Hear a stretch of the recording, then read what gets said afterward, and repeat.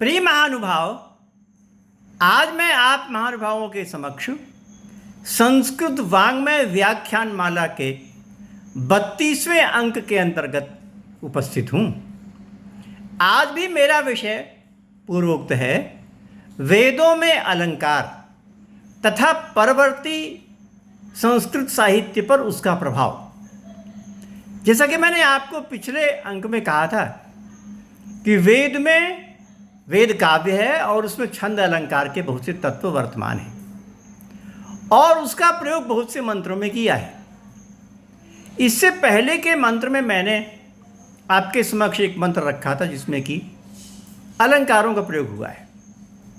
आज मैं आपके समक्ष एक अन्य मंत्र प्रस्तुत कर रहा हूं जिसमें कि बहुत सुंदर अलंकार का प्रयोग हुआ है।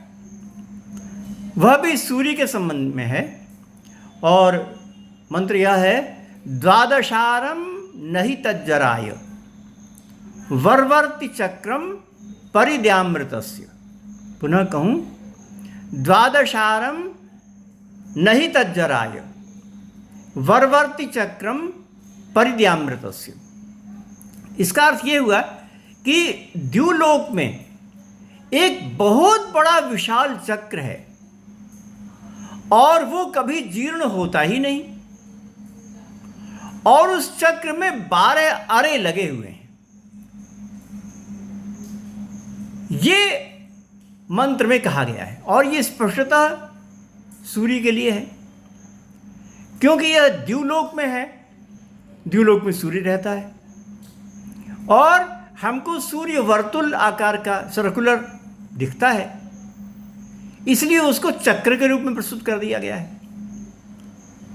और ये कहा कि नहीं तज्जराय, क्षीण कभी होता ही नहीं, कभी क्षीण नहीं होता, सदा उतने तेज के साथ, सदा उतनी प्रतिष्ठा के साथ हमारे समक्ष उपस्थित होता है।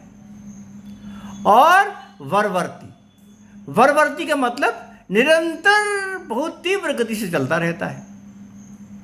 संस्कृत में जब द्विरोचन होता है तो उसका अर्थ तीव्र गति हो जाया करता है। और इसमें जो 12 अरे कहे गए हैं तो वो काल की दृष्टि से कहे गए हैं क्योंकि ये माना गया कि एक तो सूर्य चक्र है और दूसरा काल चक्र है। तो सूर्य चक्र हमको दृश्य रूप में चक्र के रूप में दिखता है और उस सूर्य चक्र ने काल चक्र को बनाया, उससे बनता है और वो भी चक्र के रूप में है। तो ये 2 चक्र हैं, उनका किसी न किसी रूप में यहाँ पर वर्णन किया गया। अब ये जो काल चक्र है उसको 2 विभाजन नहीं, काल चक्र के 12 विभाजन होते हैं, 12 मास होते हैं, इसलिए तो 12 मास ये काल चक्र के विभाजन हैं। तो ये माना गया कि उन काल चक्र को बनाने वाला जो सूर्य चक्र है वो भी 12 अरे वाला है। इस प्रकार से यहां पर सूर्य को 12 अरे वाला बता दिया गया। तो ये हमारे समक्ष उपस्थित होता है। अब ये जो बात है उसको देख करके कितने चित्रकारों ने चित्र बनाए, कितनी उपमाएं दी, कितनी परिकल्पनाएं की। कोणार्क में जो समय का चित्र है वो इसी प्रकार का है। एक विशाल चक्र बना है और उसमें 12 अरे लगे हुए हैं। ये वेद से ही तो प्रेरणा प्राप्त हुई है, वेद में ही तो ऐसा कहा है। और इस प्रकार की बातें और इस प्रकार की धारणाएं हैं पूरे विश्व की माइथोलॉजी में मौजूद हैं। विश्व के कथा शास्त्र में इस प्रकार की परिकल्पनाएं मौजूद हैं। मैं इससे पहले आपको ये कह रहा था कि अश्व है और वह सूर्य को खींचता है। ये पहले मंत्र में मैंने पिछले अंक में कहा था आपको। अब अश्व सूर्य को खींचता है, ये उसमें वेद में कहा कि 7 अश्व सूर्य को खींचते हैं। लगभग ऐसी ही बात ग्रीक माइथोलॉजी में भी आ गई।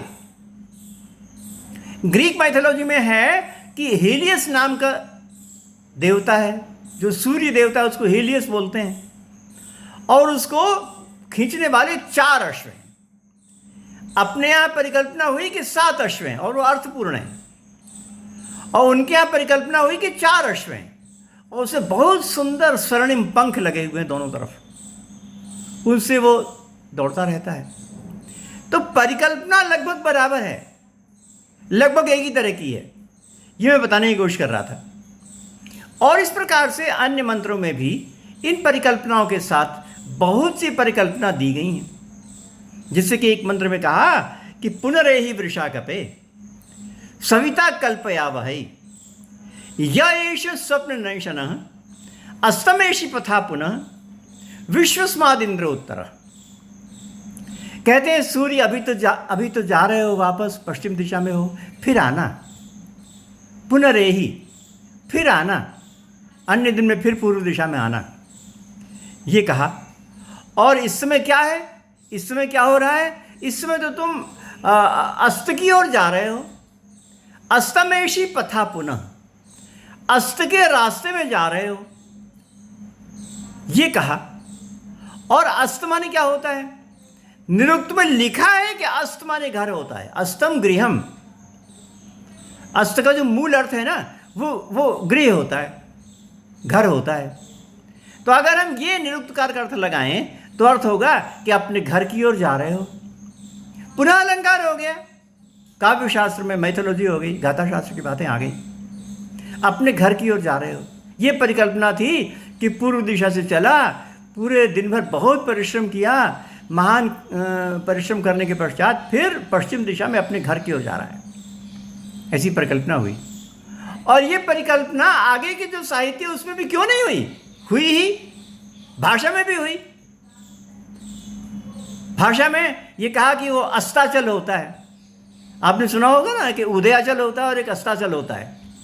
तो परिकल्पना हुई कि पूर्व दिशा में जहां से सूर्योदय होता है वहां पर एक बहुत बड़ा पर्वत है, अचल माने पर्वत, और अस्ताचल का मतलब ये कि जहां पर सूर्य अपने घर पर जाता है उस तरफ भी बहुत बड़ा अचल माने पर्वत है। तो अस्ताचल, अस्ताचल माने अपने घर की ओर के रास्ते में पड़ने वाला बहुत बड़ा पर्वत, यह अस्ताचल का अर्थ हो गया। तो जब पश्चिम दिशा में जाता है तो अस्ताचल माने उस पर्वत में जाके उसकी ओट में छिप जाता है, उसके पश्चात अपने घर पर चला जाता है। ऐसी परिकल्पना है।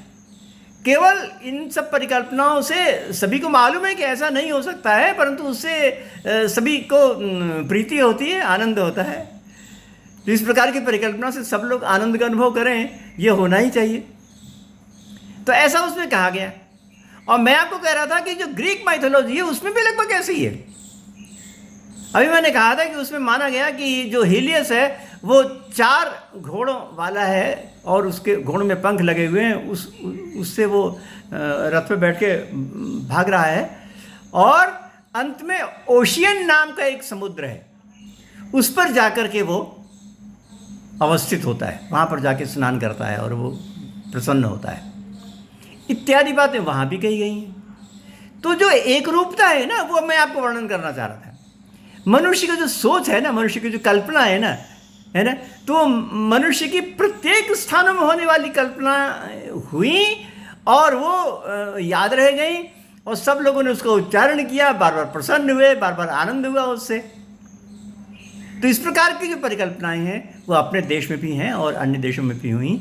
और ये परिकल्पना इस मंत्र से ज्ञात होती है और उसके आधार पर जो अन्य जो लौकिक संस्कृत साहित्य है, भाषा में जो प्रभाव है, उसको भी मैंने आपको निरूपण किया। आपने मेरी बात को बहुत ध्यान से सुना, आपको बहुत धन्यवाद।